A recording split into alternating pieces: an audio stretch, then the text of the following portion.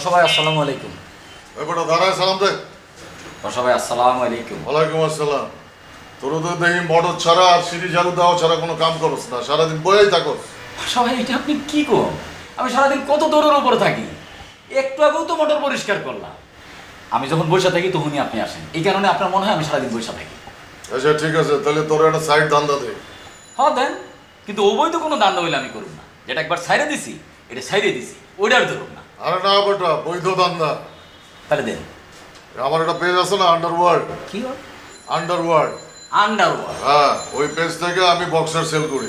তুই একদিন আমার পেজ থেকে একটা লাইভ করে দে। বক্সার মানে আপনি জাইঙ্গিয়া বেচেন? হ্যাঁ জাইঙ্গিয়া ব্যবসায়ী? হ্যাঁ। না না ভাই, এই জাইঙ্গিয়া মাইঙ্গিয়ার লাইভ আমি করতে পারবো না। যদি পাঞ্জাবি হইতো তাহলে আমি করতে পারতাম। তুই কি লুঙ্গির নিচে বক্সার পাওস না?